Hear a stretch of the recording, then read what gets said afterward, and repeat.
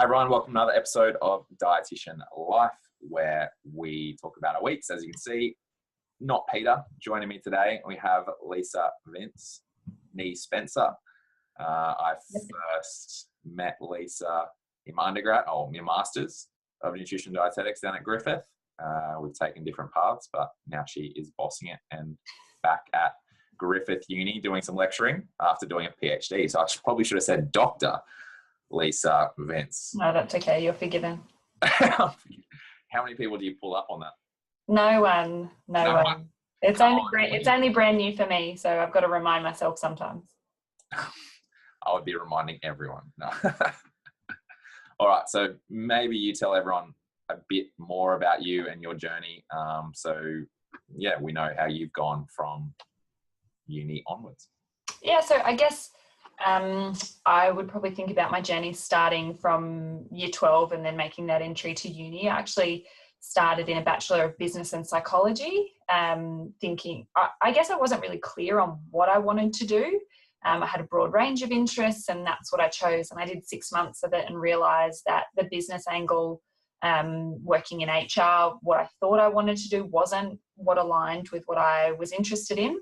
So I took a leave of absence, worked full-time for 6 months, and then I did exercise science. Still, I didn't know I wanted to be a dietitian yet.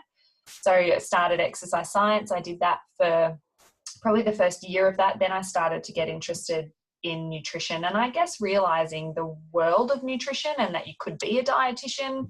I perhaps didn't have a concept of what a dietitian was before that.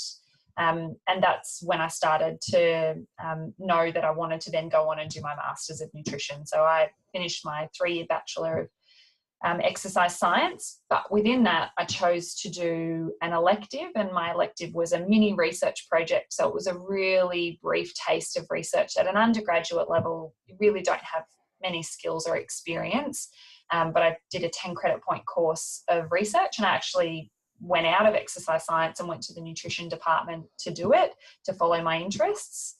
And I guess from there, I remember doing that master's thesis, and as a bachelor student, I produced what I thought was the best thing that I could, and I was really proud of it. And then I got to the end of it and went, I think I can do better. I think I can do more. And then obviously from there, the next pathway was Master of Nutrition and Dietetics, and in the master's program you could choose again to major in research, which is the pathway again that I chose. And then reflecting back and you go, I can do a better job of that mini thesis that I wrote in my bachelor's, and I built on that. I chose the same topic, and at that time the topic I did was related to diabetes and Medicare. So chronic disease management plans and patients with diabetes, how often they came to see the dietitian, what their attendance rates were, what their outcomes were. So having a look at that scheme. Because at the time I was working in admin for a big, busy private practice on the Gold Coast. So I had a bit of a behind the iron curtain look at what it was like to work in private practice.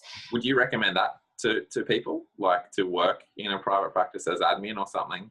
It was fantastic. I think it really gave me a unique perspective on what it was like to work as a dietitian. It also made learning the content at uni easier, because I had seen what it was like to write a doctor's report. I had seen what it was like to engage with GPs and medical centres, and none of that side of things was daunting or worrying to me.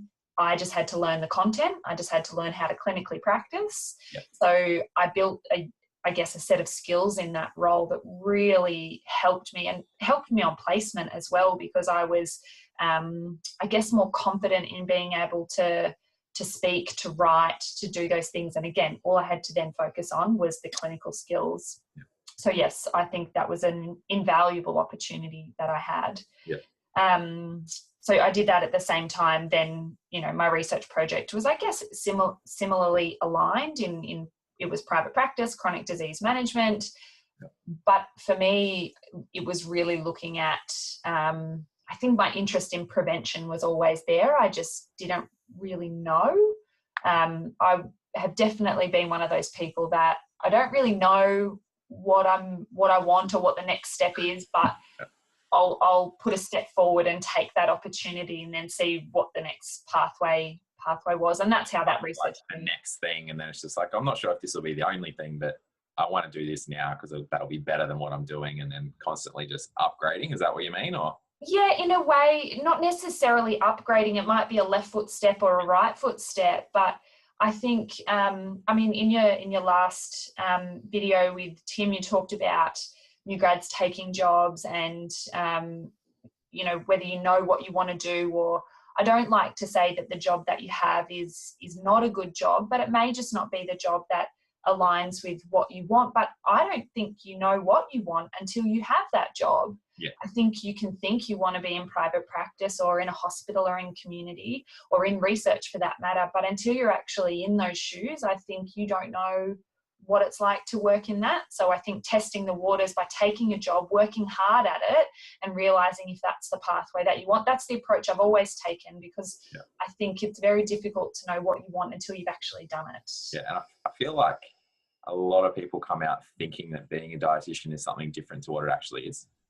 I don't know if you've found that with people that you know that are new grad and like, oh crap, this is what a dietitian is, or they get to placement and they're like, oh, okay. Yeah, I think the first practical. Yeah, and I think a little bit like that that meme that goes around with what my friends think a dietitian does, what my mum thinks a dietitian does. It's kind of like that. I think you don't really know what it's like, but I think putting that together with who you are as a person as well. I think I perhaps didn't realize what I was good at and what I wanted to do until I tried a few different things. You know, and I guess going back to my story and my pathway, I did that research major in my master's, but I finished that and went, okay, I've done that. Now I'm working in private practice. I didn't follow research straight away. I took up I've been working in admin in private practice. Now I want to be a dietitian in private practice. And I was dual practicing as an exercise physiologist as well. So, you know, switching between hats, which I loved, and was great. But it wasn't until I was the dietitian working in private practice that I then was able to reflect back and go, research, that was something that maybe that aligned with me a little more than what I'm doing now. Yeah. I didn't know that until I had worked solidly. How long did you do the private practice? So it was between, it was about 2 years. 2013. Yeah, about 2 years full-time, in a couple of roles, because in that time I relocated away from the Gold Coast down to Newcastle, took up another private practice, and a couple of other jobs there. So I did some work with a sort of like a pharmaceutical company doing telephone-based health coaching for the patients that were on very complex medications. So part of their support was having dietitians and exercise physiologists over the phone. And I also then started to work in population health as well. So that was very different to private practice. So it was for a couple of years relocation in that time. And that's when it was over those couple of years that progressively I went more and more to going, I think I want to go back to what I was doing with research. Not just because of research, but because I was that one, again, I reflect on your video with Tim, who had that upstream. My goodness, when someone comes to see me and they already have diabetes or cardiovascular disease, my heart bleeds going, I wish I could prevent this. And I want to work upstream. And that's where the prevention piece of me fit with the research piece of me, and when that's the path I want to take. Is there any part of you that goes, like, because we do talk about prevention a lot, but a lot of the time you won't see what you're preventing. So it's like this catch-22 of like, yeah, you're going to improve their health and whatever, and you might stop them from having diabetes, but were they ever going to get it anyway?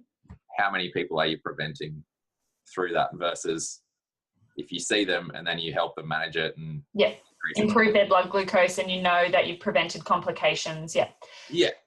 So that's a good question. And I think, again, this comes back to the type of person that you are. Are you the type of person that I say short term, it might not feel like short term when you're working in private practice and helping someone to improve their HbA1c or help them to lose weight or whatever the outcome you're trying to improve. That's short term to me. It might be, you work with them over multiple appointments over 6 months. Are you the kind of person that more immediate reward is what you need to feel satisfied in your job? Or can you delay that reward and not see that outcome for 5 years, or ever, but I work on a project for 2, 3, 4, 4 years, and then it's only at the end of it you see the outcome. Research is very, very slow for a reason. Everything is very rigorously done, and it takes a long time to get through all the hoops, hurdles and steps to get an outcome. Are you the kind of person that can do that, or do you like seeing things more immediately? And that's a personality or a personal thing. Yeah, I think it's just the change of your mind of, what am I actually preventing something here? This is actually as good as, like helping someone's HbA1c go from, a 9 to a 6 or whatever, versus someone not ever having to have a HbA1c above 5 or whatever. Yeah, and I guess I see it that we're all pieces of a puzzle that come together to help solve all of the problems. You can't only have people helping people who already have diabetes. We need someone working at policy level or someone working at intervention level to stop people getting diabetes. But inevitably, some of them are going to get it. So we need people who are on the ground. So I don't, you have to find which piece of the puzzle do you align with. What fight are you fighting? And and we're all contributing to the same one. It's just where you fit. Yeah. What does your standard week look like? Are you currently now lecturing post PhD? Yeah. I guess I didn't really explain that next part of the story. No, you're right. So after working for a couple of years, I then went and did my PhD at the University of Newcastle with Professor Clare Collins, Dr Megan Rollo, Dr Melinda Hutchison, and Professor Robin Callister. So I looked at, my PhD was in maternal weight management, so nutrition and physical activity around pregnancy and postpartum, with the aim of looking at that intergenerational cycle of obesity, but focusing on the mother as the agent of change, and how can we prevent complications in pregnancy, complications in future pregnancies, improve outcomes for mothers and babies. So that was my PhD, and that took 4 years really. So it was about 4 years from start to finish. And then I was lucky enough at the end of that, the position came up at Griffith. So then I moved back from Newcastle to Griffith here in this position, which is lecturing in community and public health nutrition. So back to where I was a student, I'm now on the other side of the fence, now doing the lecturing for students. So your question was, what does my standard week look like? Probably changes depending on what time of year it is, whether it's in semester or not, but generally it's a combination of teaching and student-based activities and then research-based activities, and they always compete with each other for both wanting more of your time, so it's a massive balancing act between the two. So standard week involves preparing lectures and delivering lectures, going and delivering tutorials, helping students with assessments. So they're the students that are still, on campus here. So like our first, second and third years. I speak with our fourth year students who are out around Australia on their placement. So we have students, whether they're in Darwin or Cairns or central New South Wales, wherever they are. So I speak with them and mentor them through their current fourth year placements. So that's, I guess, the teaching side of things. And then research side of things is getting stuck into whatever research projects you've got going. So whether you're doing, at the moment I'm doing systematic reviews. So whether you're responding to comments for a journal, sending them back, so working on writing literature, whether you're attending team meetings for developing an intervention. So I'm working on something with childhood obesity. So we attend meetings and work out what we're going to do to tackle this enormously difficult, large problem. So it's a combination of research and teaching. What's your workload like? Is it standard 38-hour week? Look, I think workload is a Fluid. a fluid term, which you can let get out of control if you let it. So again, I reflect on some of the other videos that you've had with your sports dietitians. You have to be very careful with how you control your work-life balance. There's always more that you can do. There's always more research you can do, another paper that you can read, another lecture that you can, practice and perfect to give your students. There's always more that you can do. Standard week would be roughly that 38, 40 hour week. Some weeks it's more than that. And some weeks when there's no teaching, you're more flexibly at that 38 weeks. Yeah. So it's, it's very busy. It's very busy and very full, but, that's what we like to do. About it. And that's what I was going to say about your research. I'm sure some of those weeks were quite hard and long, but then because you're so passionate about it, it is about, I just want to read one more. I just want to do this because it'll make my research better. And you ultimately, it's just about the end goal about yes, I really want to make that as best as I possibly can. So I'm going to work on. Yeah, absolutely. And the same applies to teaching as well.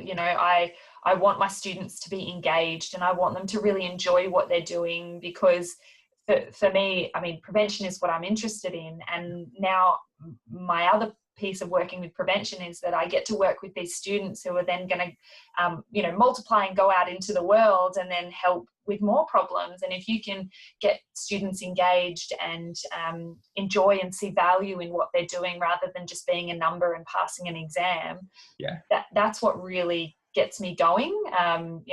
That's what I really love to see. So, how can I make a lecture more engaging that is dry as content? How can I do that? And that's what I like doing. Because the fact that you're lecturing community health, public health, nutrition, that was the least liked of most people, especially in our masters. I remember those classes were quite small compared to other ones. So have you found similar things now?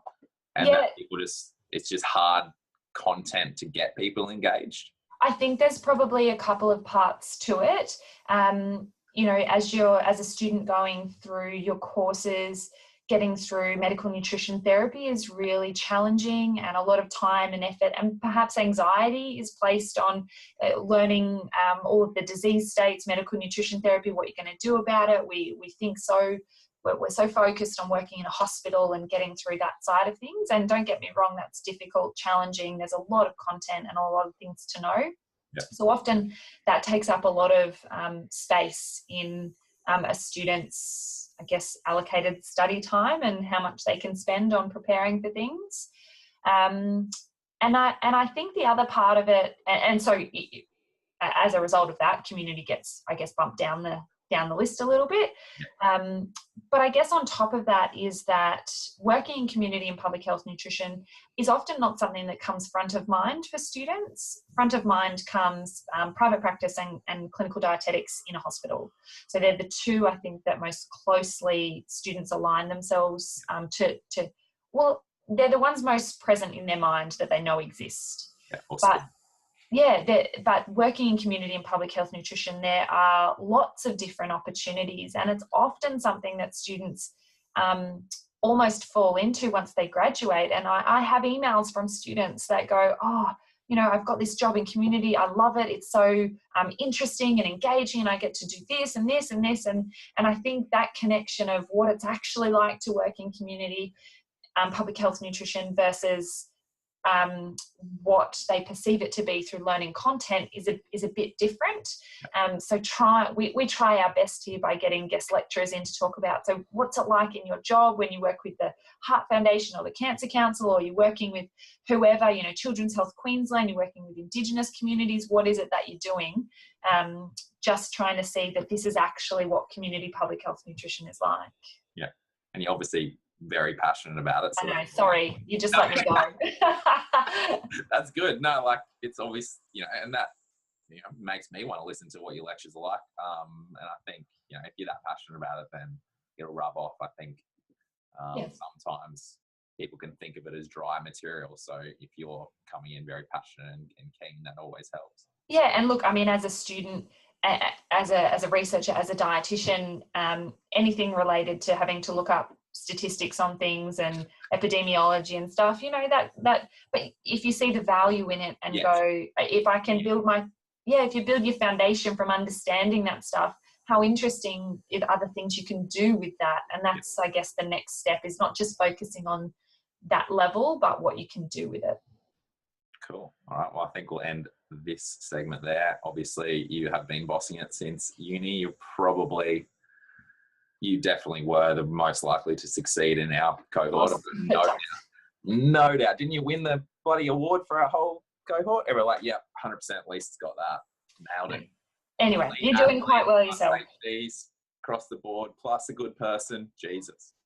Thanks, Tyson. I appreciate it. It's nice to be able to, see where everyone has ended up, because our whole cohort's in very different careers and pathways. I mean, look at yourself and me. We're, very different in what we do, and you come from the same degree. And I think that's an important thing for new grads to realise, is that you start from the same platform, but where you can take nutrition, to me, is so exciting, because where the jobs will be in 10 years, we don't even know, because there's so many opportunities to expand and work in new spaces. I'm not just talking digitally of course, but there are jobs that exist now that didn't exist when we were at uni. So I think being open-minded, and I'm so much more optimistic and positive about the multiple pathways that are on offer. If you just want to get a job in a hospital, maybe you may feel as though the opportunities are more limited, but there are lots of opportunities to be employed, whether it's private practice, whether it's research, whether it's community public health nutrition, whether it's in something that doesn't even have a title yet but will in 5 years' time.